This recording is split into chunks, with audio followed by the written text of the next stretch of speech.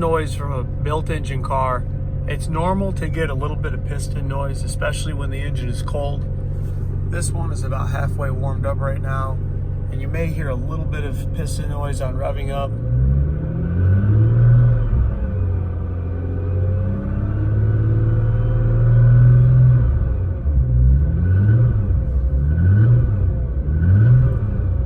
At quick throttle input, you can hear a slight amount of noise, but once the engine is warmed up, you won't even know that you have aftermarket pistons in it.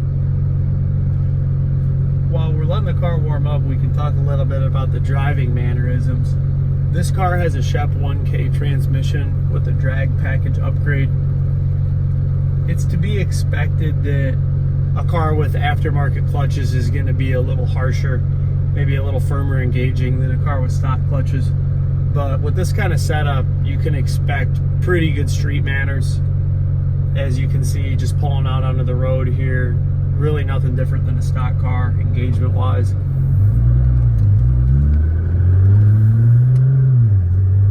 We optimize the auto mode shifting depending on the setup of the car. Heads and cams are going to require a little bit more RPM on the auto shift map, but we optimize them depending on the setup and what you're looking for out of your automatic gear. And obviously manual is still completely usable to however you want to shift the car.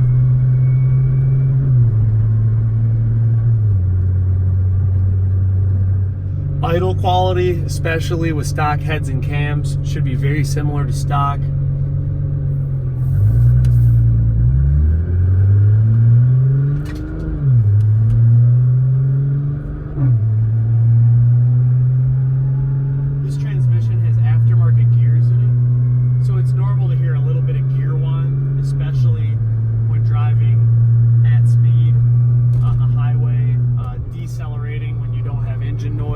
To mask the gear noise.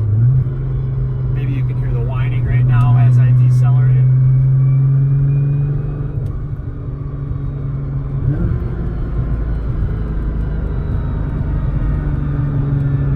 And I would consider that a very normal amount of gear noise. Let's talk a little bit about some of the Accutech RaceRom 7 custom features. Over here, if you look at the boost gauge, we've got multiple boost settings that we can adjust on the fly depending on how much boost we need. We can make that adjustment right off of the steering wheel. That's an adjustment on the fly, so if you're getting ready to race someone and you think you need more or less boost, you can do it right from the steering wheel. You can also do it from the Bluetooth app.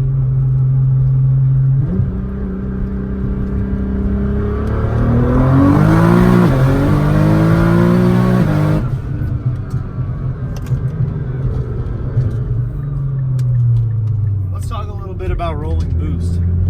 Rolling boost or rolling launch is a feature on RaceRom 7 that allows us to set the cruise control for the exact speed that we want to race from.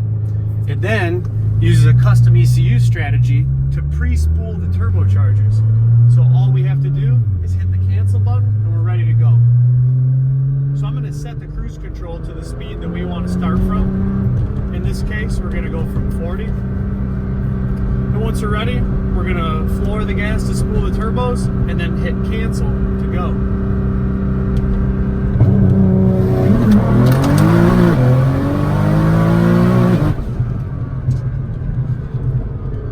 As you can see, it's extremely effective at spooling the turbocharger.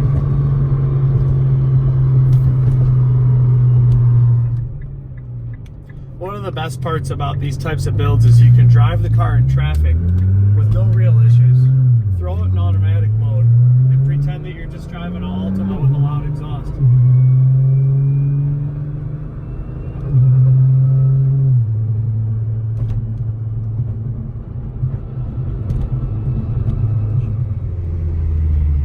One of the best parts about a built GTR is its ability to launch in really any conditions. Now, assuming the car has the right axles, the right tire and wheel setup, the launch can be one of the best parts about these builds.